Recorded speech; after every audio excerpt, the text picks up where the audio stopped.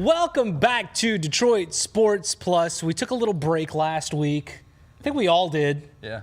Recharge the batteries. Mental break. Well, it was called hibernating because It was hibernating? It was 5 degrees out. It was. Well, if the It NHL was. can just take 2 weeks off in the middle of the season, so The can we. NBA took a break too.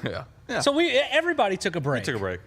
Hopefully we're as good as the two teams, though, because the Red Wings have picked up points in back-to-back games. Granted, the end of games, it has not looked pretty for that team. We'll decide where they can go from here as they have Minnesota coming up on Tuesday night. Also, the Detroit Pistons, 6 straight wins for this team. Yes, sir. The Tigers, spring training starting up. They are looking good as they come out of the gate down in Lakeland. No game on Monday. It got rained out, so we shall see what happens there.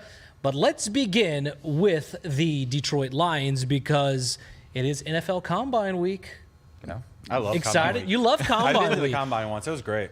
What was so great about the Combine? Because I think a lot of people think that it's just guys exercising and just trying guys to improve their draft stock. Yeah, I mean, there's a lot going on in the hallways and a lot of interviews and stuff you don't see, a lot of sound, a lot of people talking about things. So it's pretty interesting, but it's mostly just guys working out. And a lot of people talking about things. Yeah. And little side meetings at the different restaurants in Indianapolis. Hand measurements. Yeah. Yeah, writing down 40 times. Right. Yeah. Did you write down 40 times? No. I was fresh out of Central at the time and was He was drinking a 40. Greg Jennings was there. Yes, that's right. Drinking a 40, not running a 40, fire up chips. Following Greg Jennings around Western Michigan, Greg Jennings, that was his draft I was at. So nice. Yeah, it was interesting. Cool. Speaking of 40s, who do you think would run the fastest 40 out of us? Me. For sure, Derek. Yeah, Derek, for sure. 1,000% Derek. Why? Because I've seen Derek run.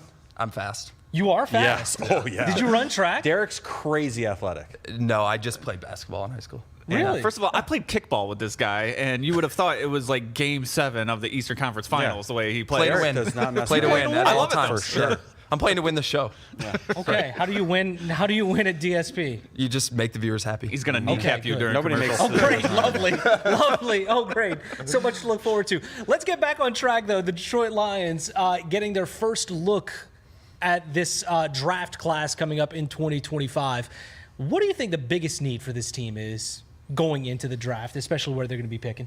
I think it's edge rusher. I mean, the Lions had such a lack of pass rushing after losing Aiden Hutchinson, and I don't think it's fair to just assume he's going to come back and be like player of the year caliber right away. So it'd be nice to have somebody paired with Aiden Hutchinson, whether that's via trade or the draft. It's kind of tough to get a great edge rusher where they're drafting. So I think somehow Brad Holmes is going to have to get creative and address that need. Yeah, D-line. Philly just showed that that's what ultimately wins a championship, and I think that's where they have to go. Rhonda and we just had a conversation with Brad Holmes that premiered on Local 4 Plus last week. So I was there and I was watching them interview, and I was kind of trying to get a feel of Brad Holmes, and I was like almost doing the Larry David eye, like trying to see if he was really telling the truth about what he's going to do. But no, I just get the feeling that he understands that he has to approach this offseason differently than he has before. The one and done prove it deals I don't think is going to fly this time around. I think this is I think half your Super Bowl window is closed already. We had 2 years, and I think we have a solid 2 years ahead of us right now. And I think this is where most teams will start really diving into free agency and making some big signings. You got to make a big splash because I think that's what this team needs. Yeah, I agree. I mean, I feel like I would actually prefer if they signed a veteran for the D-line or made a trade, as we've talked about. But I think if they stick with their pick in the draft, I think O-line is probably the way Guard? to go. Guard. Yeah, I agree. Specifically guard would be the right way. It's the right spot in the draft. The end of the first round is great guard spot. Feel like if you take the best guard in the draft at that point, you got pretty good value. And that's something they definitely need depth-wise. Get younger there as their line ages a little bit. And I think adding to the offensive line can't hurt at all. I read somewhere that this is going to be the deepest class in a while for defensive tackles. With the question of Aleem McNeil and still recovering from a significant knee injury, maybe that's a spot they address too, because you don't know if he's going to be ready to go once training camp rolls around. Is he going to be ready for the first half of the year, or is it going to just kind of be a slow ramp up for him? That's a spot that I think they could address. And then trying to get some of those veteran guys or making a trade for somebody, because when you look at this crop of free agents this year, it's not very plentiful. No. I mean, probably T. Higgins is the biggest name out there whenever it comes to free agents, and who knows, the Bengals might franchise tag him, so he might already be off the board.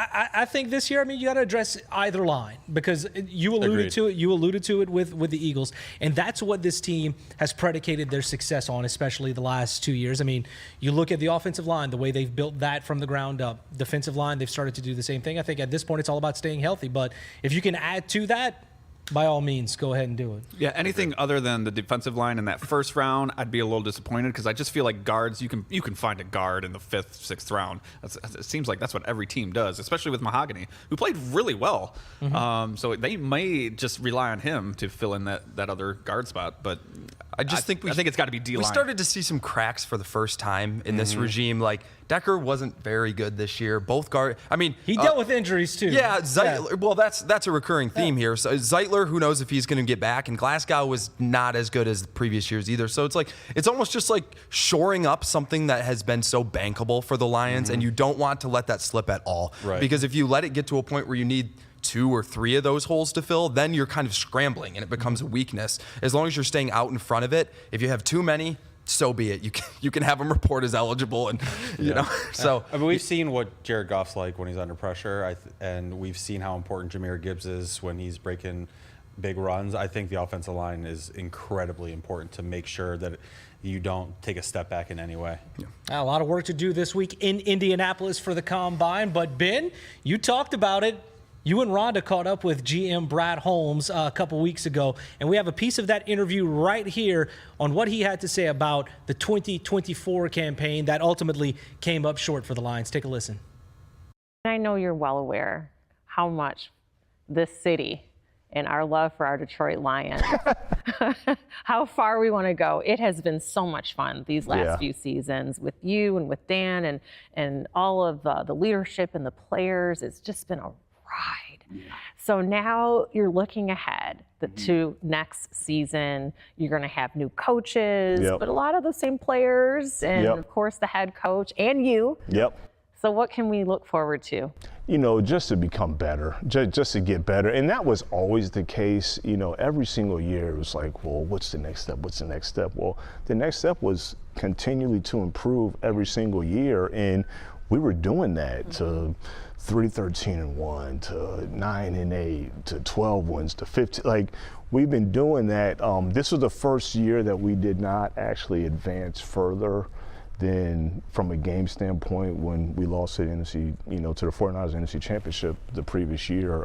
We didn't make it to the NFC Championship this year. So, look, me and Dan will do the necessary work to get better. And after that, gut-wrenching loss, there was nothing else to do. You could pout about it for the next month or the next 2 months, but there's nothing else to do but get back to work and get better. And so we will definitely do that. Yeah, it will be some new faces. That's going to be every single year. That's the nature of the business.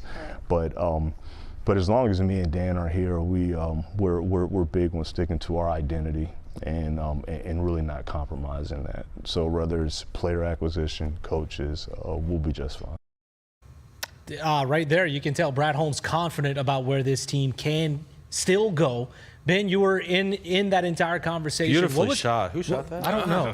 I think he already told you. What was your biggest takeaway, though, from listening into what Brad Holmes had to say? First of all, Brad Holmes is more NFL fan, just a schmo like us, than he is NFL executive. I mean, he's so down to earth. It was great to talk to him because he really does have a perspective of just like this down to earth guy trying to make this team, a Super Bowl contender, and he just talks like a fan, so he's great.